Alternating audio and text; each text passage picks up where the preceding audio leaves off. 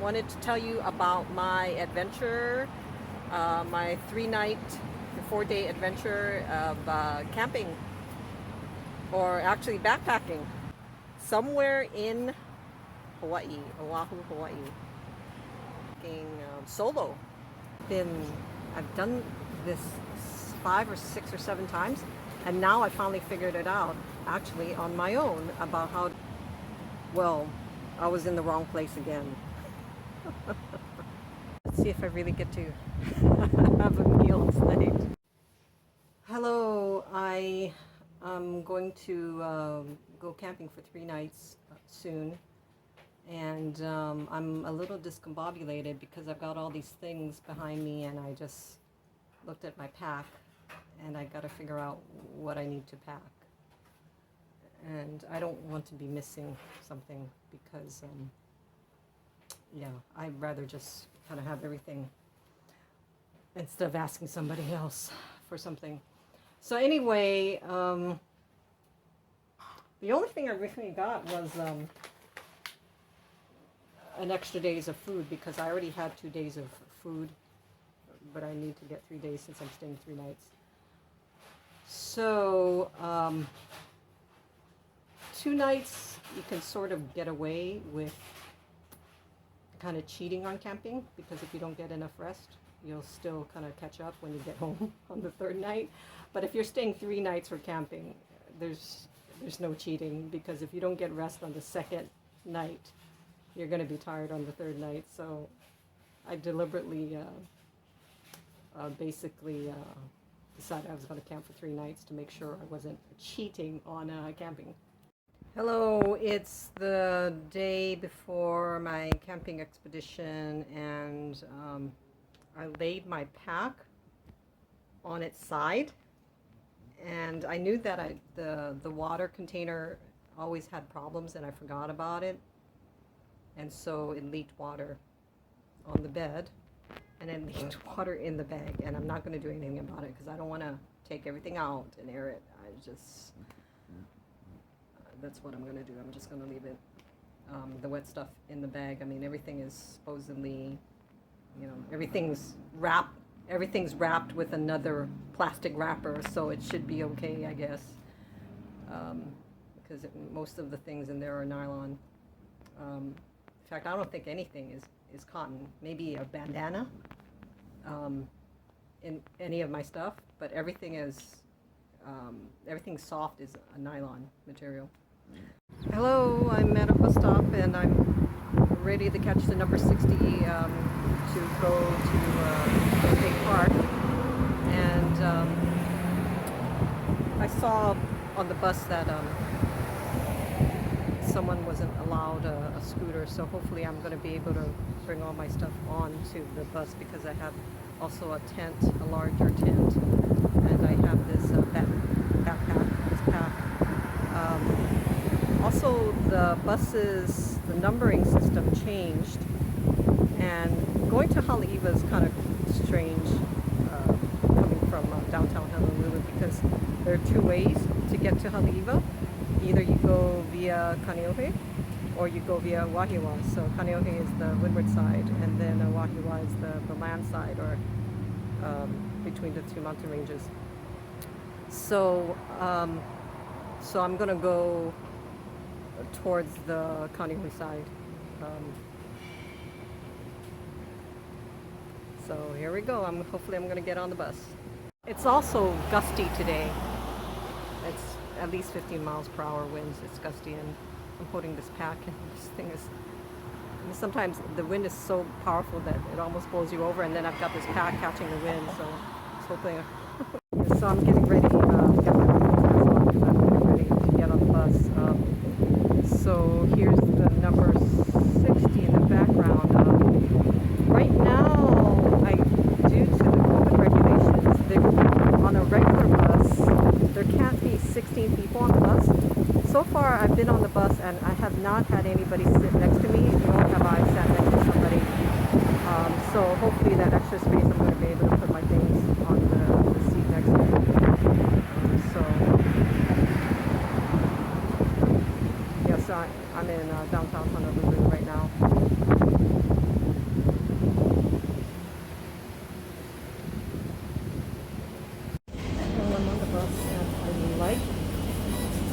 route, this number 60, where I got off on downtown. It just went straight on the H1 within like a minute or two. And now I'm on entering into the Wiki freeway. That was just minutes ago.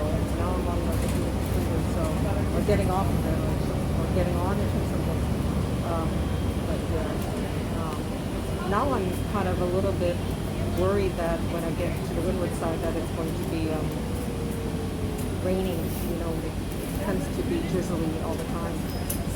It's not ideal to set up a tent when it's raining.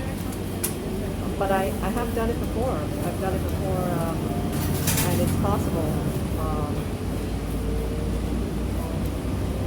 It's a little tricky. So I guess if you've done it in worse conditions, I guess the main thing better than that is if you're already acclimated to the conditions.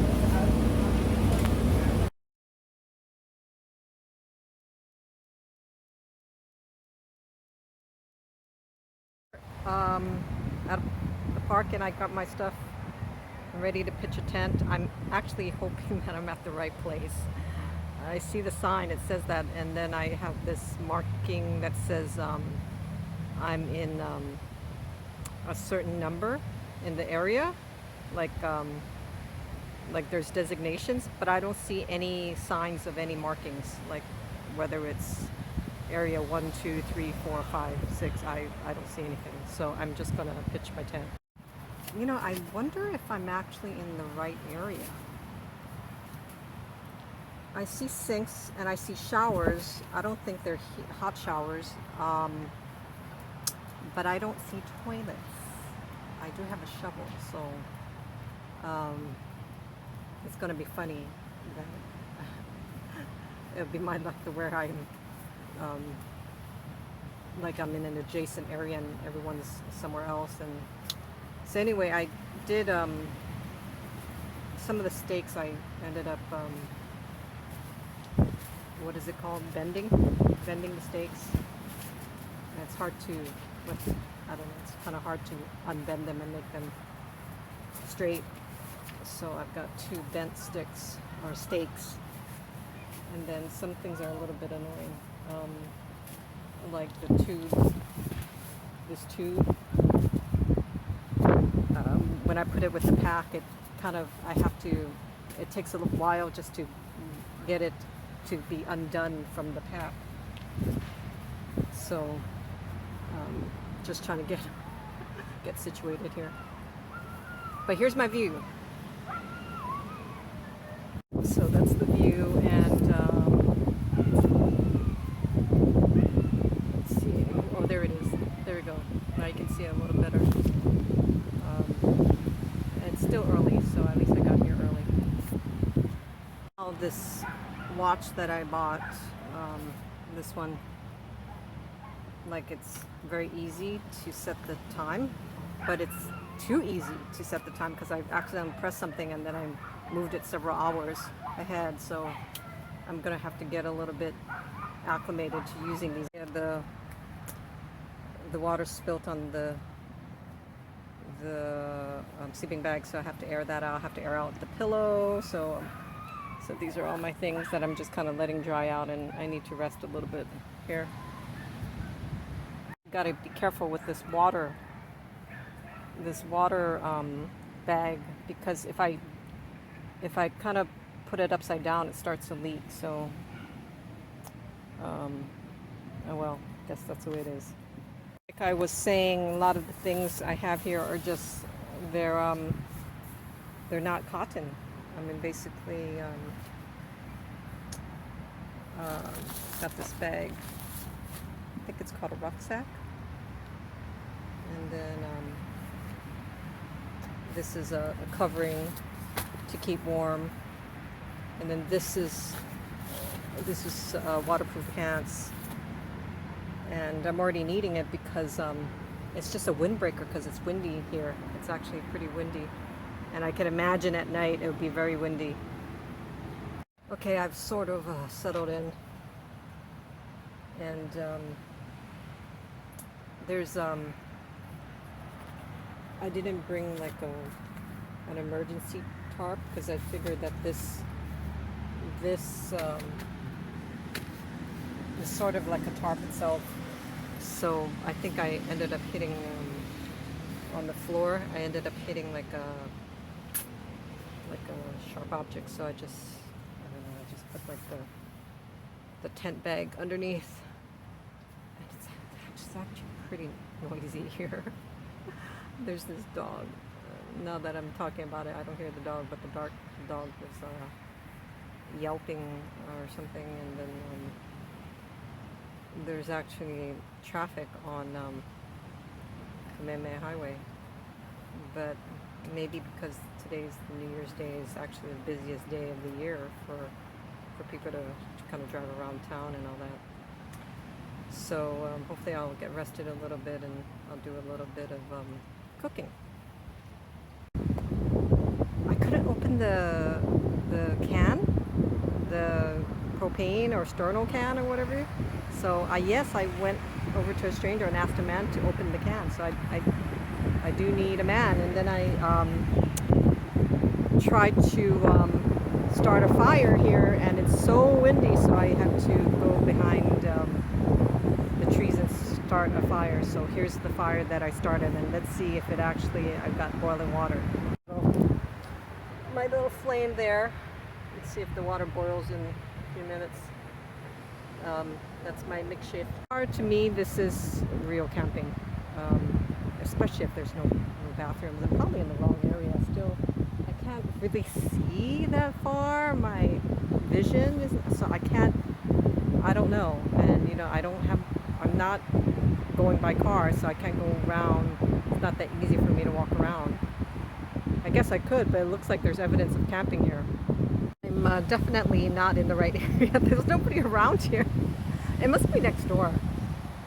So anyway, I tried to, this wind is an issue.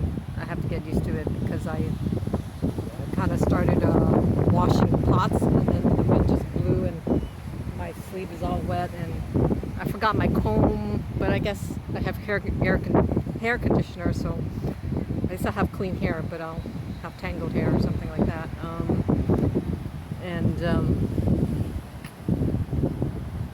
Yeah, so yeah, the wind is an issue. So it's like I threw a pot of water, and on the ground it practically just went into me. I mean, because the wind was, and then so I realized I gotta do everything with the wind. It's New Year's Day, and it's pretty busy here. I mean, okay, there's a traffic jam on Kamehameha Highway. I swear it's just busy. And I thought I was supposed to get away from it all. Like, I guess, so whatever. That sterno didn't boil my water. I think I needed the flame to be larger, but I don't know how I was supposed to make the flame larger to take out the wick when I already started the flame. So I just ate my food kind of warm, not piping hot. Good morning. This morning before the light, my tent's in the back. Here's my pack in the background. Before the morning, it was still dark. This lady was walking around my tent. I said, "Who is this?" And the long and the short story is I'm not in the right place. So I'm going to move. And so in the dark, I started packing up my stuff, and I'm going to move over. It's the campground one over. But the interesting thing is there's evidence here that there is camping, and I'll show you. So that's what I was a little bit confused. And yesterday when I arrived, there were one hammock and then a tent. So I think people just kind of come out over here and they bring their tents or something like that. Here they have an eating area, and then there's trash cans in the back, and then right smack in the middle there's a sink area. I think there's 2 or 4 sinks or something like that. And then this was the evidence that I knew that there was some, people do barbecue out here. But I guess, I don't know, it looks like a campsite. I mean, it looks like a campsite, but I stayed overnight. It was windy a few times, and then the tent kind of buckled, but it kind of returned back to its shape. I realized that, well, 3 years ago, I didn't do two things to my tent, and it basically went flat, and I thought it was going to collapse, and I think it did, and I needed help. So I'll show you that. So yeah, here it is, the grommets. I didn't put this grommet on, and I didn't put this on about 3 years ago, and then the tent just went, it just collapsed when it was windy and all that. So I may have to spend all day or the morning trying to move my tent. I was, you see that this tent bag, I spent half an hour, well, I spent half an hour trying to stuff it in the bag. So that kind of took up all my energy. Then where I was before, there were 4 sinks. There were 4 spigots. There's one shower right there. Okay, there's a shower that's outdoors. It's an outdoor shower, but I went inside it's not a shower, it's a dressing area. And then there's a shower outside, but I don't know, I can't see anything with a sink or a toilet.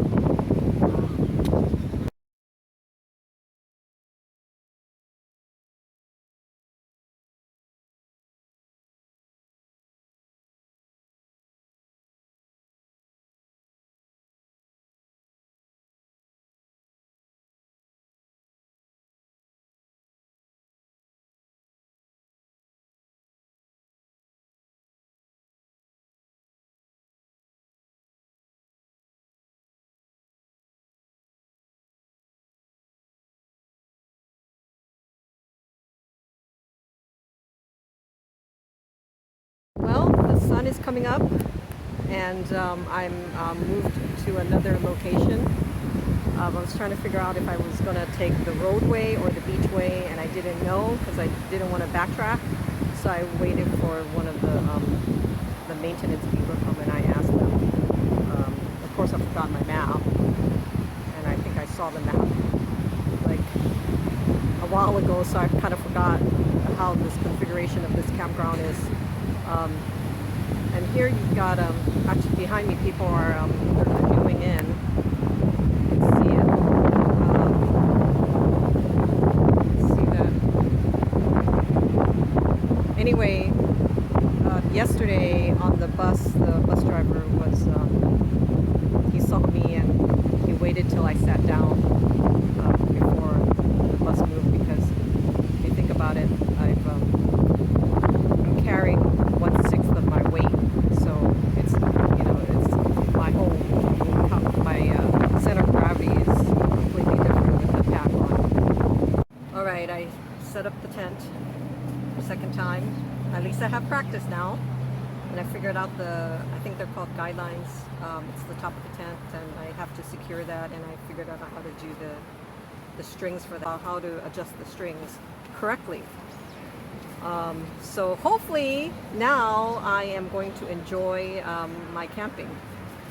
It's raining outside. I wanted to show you I got back to my tent that I set up, and someone said that I was in the wrong place, that I had to move over 40 feet. So they helped me move the whole tent. But then I had to stake it in, the top portion. I had to stake it in again. And so my fingers are they're just bruised up. Like you see, I have this bruise. I don't know if you can see that. Probably can't see that bruise. It's like on my middle finger. It's a weird place to have a bruise, but basically I was trying to, yeah, it's on the middle section of the middle finger, and the ground is harder than the stakes, so I kind of like twisted.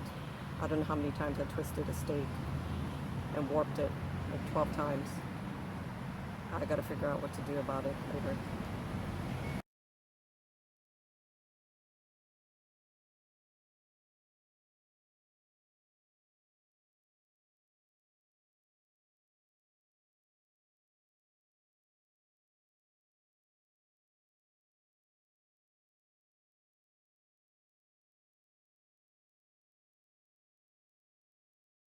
Well, I didn't get kicked out last night, or I didn't have to move because I moved 3 times.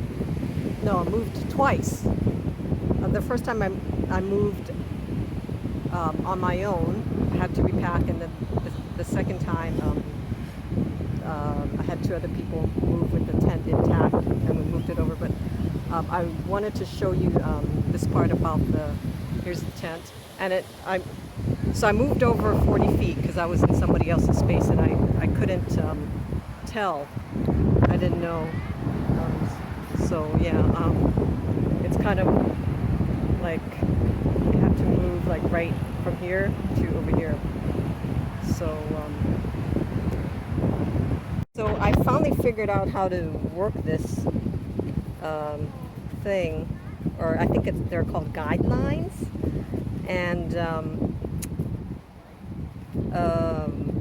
before I would just tie a knot, but actually use this. I know it's, for some of you, it's probably simple, and then our newcomers, I'm trying to figure out what to do, but basically you release this part, pull on this, and then you release this part to adjust the black piece up and down.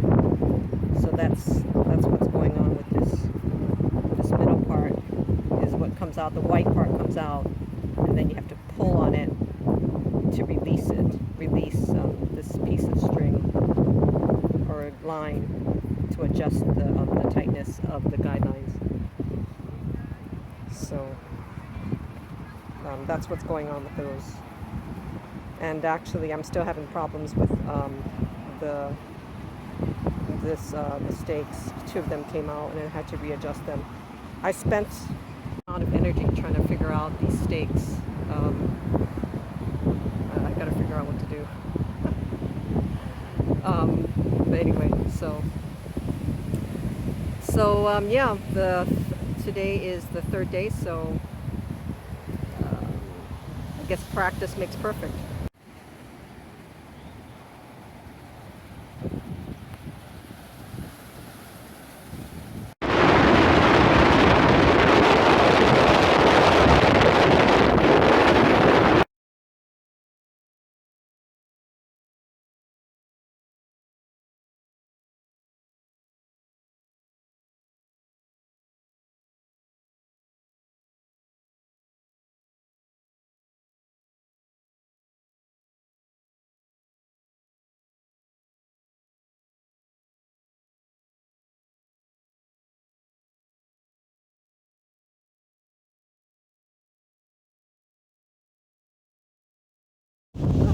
Yeah, I wanted to say something about backpacking versus camping.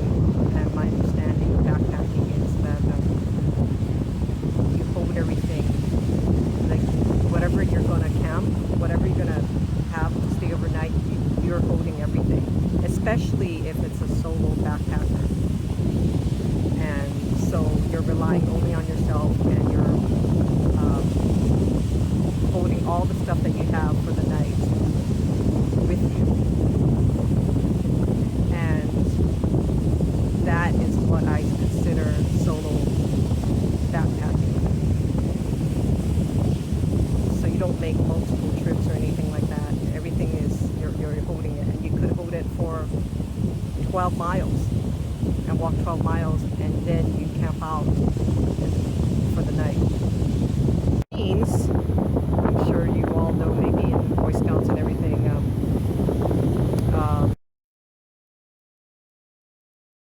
this is what I was saying about this is what I used to